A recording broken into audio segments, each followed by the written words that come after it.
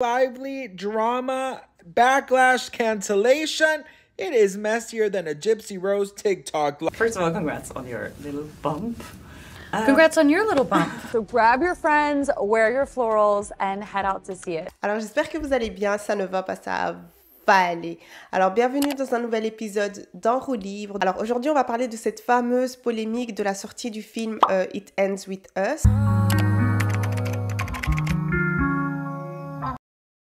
Alors c'est un film qui a été produit par Blake Lively ou Lively. Désolée si je le dis mal, je suis vraiment désolée. Dont le directeur est Justin Baldoni. Donc bien sûr, ils ont acheté ces droits-là pour pouvoir réaliser ce film-là à Colleen Hoover, qui est l'autrice du livre. Mais ce qui a fait polémique, c'est que bien évidemment, les gens ont chipoté. Moi, je sais pas du tout comment est-ce que vous faites ça pour savoir qui a unfollow qui. Enfin, je sais pas si vous avez une application ou quoi. Mais en tout cas, ils ont remarqué que Justin avait été unfollow par tous les membres du cast, dont Colleen, qui est l'autrice du livre. Au départ, on les a vus bien ensemble, bien proches, etc. Et ensuite ça, enfin, les gens n'ont pas compris, donc ils ont été chipotés. Et d'ailleurs, une source dit que Baldoni, directeur du film, a aussi créé une atmosphère difficile en coulisses pour tous les membres du cast. They're all still not interacting with Justin. Mind you, he's the producer, director, and a main character. Donc les gens ont commencé à remarquer que Justin faisait vraiment tout ce qui est presse et promos, etc. de son côté et Blake Lively de son côté. Mais c'est pas ça la polémique, les gars. C'est pas ça la polémique. La plus grosse polémique qui est venue recouvrir tous les unfollow, etc. c'est que les gens n'ont pas compris pourquoi est-ce qu'un film aussi sérieux était aussi pris à la légère. C'est censé mettre en avant les violences domestiques. Et d'ailleurs, à l'époque, le livre avait été énormément critiqué de manière négative parce que justement, à l'époque, même avec le livre, on arrivait à avoir cette fine ligne qu'il y avait entre les violences commises et ce côté romantique. Donc du coup, à l'époque, l'autrice avait déjà beaucoup été critiquée, en tout cas négativement, pour le fait de devoir romantiser les violences domestiques. Mais revenons au film, là vous aviez carrément deux groupes distincts, bon, deux groupes vraiment pas équitables, hein.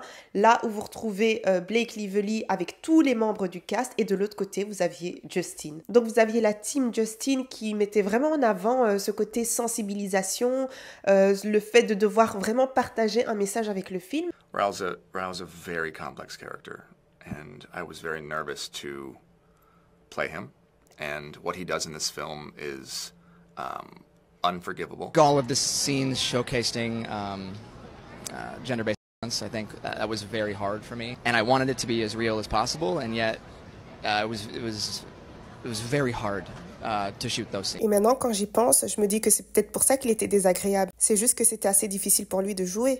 Yes, this is a movie about love and hope, but that we don't shy away from the issue. Et de l'autre côté, vous aviez Blake Lively et chez elle, c'était très petites fleurs et pétales et cœurs et je pose avec mon mari pour essayer de faire encore plus de promos, etc. Et donc le couple Blake Lively et Ryan, son mari, a été énormément critiqué parce qu'encore une fois, ils ont tout fait revenir à eux-mêmes alors que là, on parle de quelque chose de sérieux. Alors il y a quelques commentaires qui disaient même « L'ironie est dans le fait que l'homme qui joue le mauvais rôle semble être le seul qui se rappelle constamment que c'est une histoire de vie, d'homesse, et qu'en gros, notre focus ne devrait pas être sur Blake. » Et on pouvait aussi lire « J'en ai marre d'elle, j'en ai juste marre de tout Hollywood. » Et donc pourquoi en même temps ils n'arrêtaient pas d'apparaître ensemble pour la promotion de ce fameux film? C'est pour la simple raison de voir un peu plus Ryan qui faisait à ce moment-là la promotion de son film aussi. Je pense que c'était Wolverine. Et donc oui, disons qu'ils se donnaient un petit peu de force comme ça. Mais le problème, c'est qu'ils n'arrêtent juste pas de faire tout revenir à eux-mêmes. Déjà de 1 et de 2, on ne parle pas de romance, on parle de quelque chose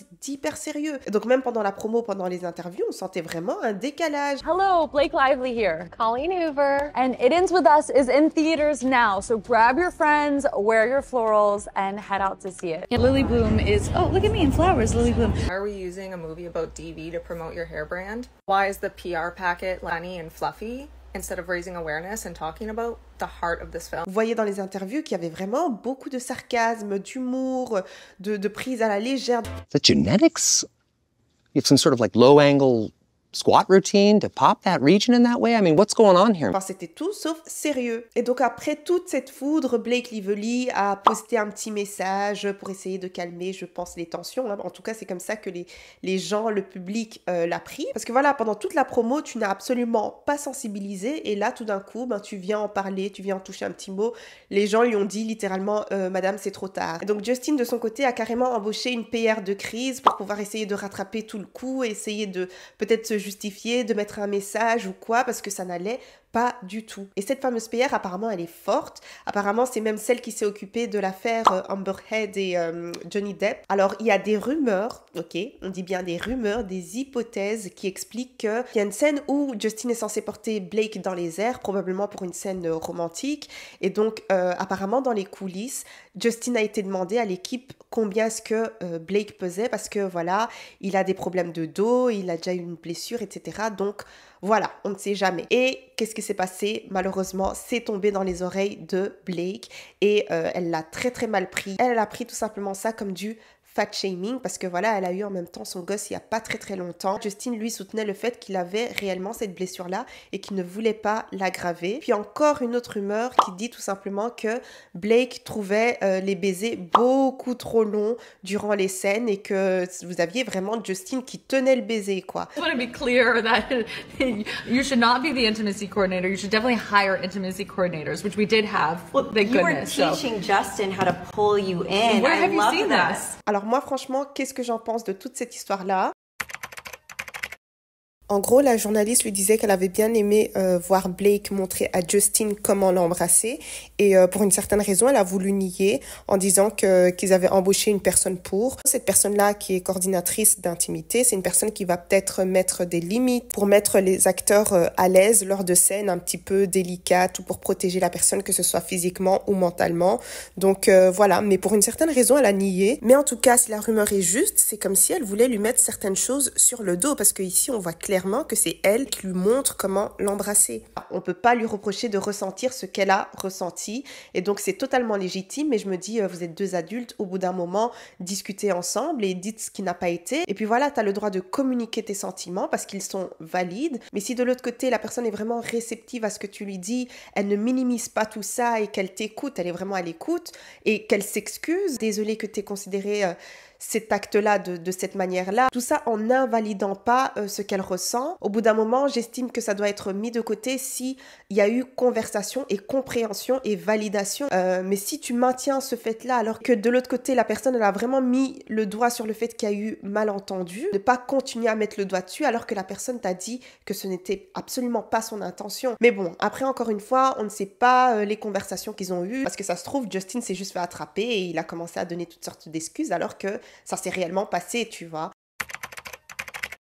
En gros, je pense qu'ils n'ont tout simplement pas très bien préparé le film, qu'il n'y a pas eu une réelle conversation sur la finalité et le but du film, que le briefing a tout simplement été bâclé parce qu'il n'était pas sur la même longueur d'onde. Ça se trouve que Blake Lively voulait réellement que ce soit un film romantique. C'est pour ça que je dis vraiment qu'il y a une fine ligne entre les deux parce que à ce moment-là, il faut faire réellement attention aux moindres nuances, aux moindres choses que l'on met. Quand tu es dans une relation, ça peut être très très moche, mais comme je l'ai dit, je suis désolée, il y a une fine limite entre le toxique et la dispute de couple qui est totalement normale. C'est pour ça que je dis qu'il y a sûrement eu un problème dans le briefing et qu'ils ont tout simplement bâclé ça.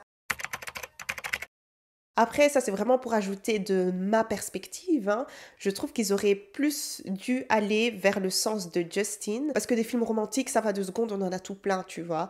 Mais des films qui dénoncent et qui sensibilisent, ça on n'en a pas beaucoup. C'était vraiment la parfaite occasion, surtout que Blake Lively, c'est quelqu'un qui est très suivi, très médiatisé aussi. Et donc, ouais, c'était l'occasion de pouvoir rassembler la plateforme et pouvoir sensibiliser et pouvoir dénoncer, parce qu'on ne sait pas, tu vois, quand on fait ce genre d'art, on ne sait absolument pas ce que ça peut avoir comme finalité, ça peut toucher l'une ou l'autre personne. Donc oui, si on devait choisir un camp, j'aurais clairement voulu que ça aille vers le sens des violences domestiques et moins vers le où on essaye de se battre pour notre couple à tout prix, quoi. Et donc c'est à ce moment-là que je me dis que possible aussi que la Blake Lively ne sait pas à quoi ressemble une relation toxique. C'est très possible aussi. Donc c'est très possible qu'elle soit dans une relation comme ça où elle n'arrive juste pas à identifier les côtés très toxiques en fait des scénarios, quoi. Mais en même temps, je me dis que voilà, quand ils ont créé des camps, elle s'est quand même retrouvée dans le camp de Colleen, donc de l'autrice du livre. Donc ça se trouve qu'on lui a fait un petit lavage de cerveau et qu'on a essayé de la convaincre que c'était un film bel et bien romantique. Et avec ça, vous-même, vous savez que quand on vous met dans la sauce, on va essayer de scruter les moindres petites choses que vous avez pu faire, les moindres petites interviews pour essayer de cerner un petit peu la personne que vous êtes réellement. Et donc, il y a tout plein, mais vraiment tout plein de choses qui sont ressorties. Et c'est pour ça que les gens sont agrippés vraiment à sa gorge et à son cou et ne veulent tout simplement pas la lâcher.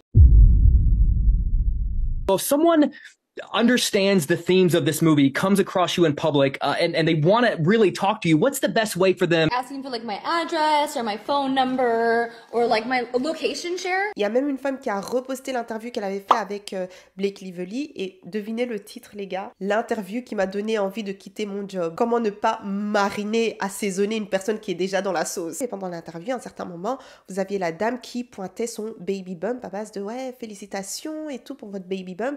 First of all, congrats on your little bump. Congrats on your little bump. Mais si vous regardez bien la manière dont elle communique tout ça, la manière dont elle le dit, genre félicitations, vous ressentez vraiment un petit peu d'hésitation. Et là, à ce moment-là, vous voyez que c'est pas vraiment une pique, genre félicitations hein, pour ton baby bump. On a vu que tu avais un baby bump et que, tu vois, c'était pas dans le but de devoir tout tourner autour de son baby bump. C'était vraiment genre félicitations de femme à femme, tu vois. Et elle a même hésité un petit peu avant de le dire. Donc c'était vraiment de la bienveillance. First of all, congrats on your little bump. Congrats on your little bump. Et Blake Lively, je pense qu'elle n'a pas reçu ça de cette manière-là. Et donc, elle s'est clairement dit, en vérité, félicitations à toi aussi, tu vois. Elle l'a clairement traité de grosse. Et il y a un certain moment aussi où je pense qu'elle a abordé les vêtements, les tenues de Blake Lively et de l'autre personne, l'autre actrice qui était à côté. Et donc, pendant des minutes et des minutes, vous aviez littéralement du pur sarcasme. Vous aviez Blake Lively qui est là en train d'aborder les vêtements des hommes dans le film dont il faisait la promotion. Hein. Et t'as vu le pantalon vraiment pour dire t'as que ça à dire. Et donc pendant des minutes et des minutes, mais c'était gênant. Are you a Woody Allen fan? I love most of his movies, and this one was so like visually amazing. Did you guys love wearing those kind of clothes that you? Yeah. Yeah. And you know, But I wonder if they would ask the men about the clothes. I would. I love Jesse's suits and That's how what I'm saying. His wardrobe was beautiful. I know. Corey's Everybody. wardrobe was I know. gorgeous. He's Those so high-waisted pants. Vous aviez carrément du pur sarcasme. Vraiment pour dire, parce qu'on est des femmes, vous avez besoin d'aborder notre tenue, enfin, aborder autre chose en fait. This gave me flashbacks to how I was bullied in high school. They were both so rude, it was hard to watch. Mais si vous regardiez la femme, vraiment celle qui posait les questions, celle qui faisait l'interview, vous voyez à quel point elle était mal et que ce n'était pas du tout son intention. Je pense que Blake était littéralement sur la défensive et qu'elle n'en pouvait juste plus et que ça a probablement dû être son expérience pendant des années hein, et tout ce qui est misogynie, etc. Donc je pense que là, elle a sauté sur la mauvaise personne. Trying to act like a good feminist while she's in a Woody Allen movie, I have to laugh. Et pourquoi les gens disent que c'est ironique qu'elle agisse de cette manière-là, genre en bonne féministe? C'est parce qu'à ce moment-là, elle jouait dans un film de Woody Allen. Et comme vous le savez, toute la polémique autour de Woody Allen, son ex-femme qui l'a suspecté en fait d'agresser sexuellement sa fille adoptive de 7 ans qui s'appelle Dylan Farrow. En tout cas, dites-moi ce que vous pensez de toute cette histoire-là. Après, on n'a pas encore regardé le film, donc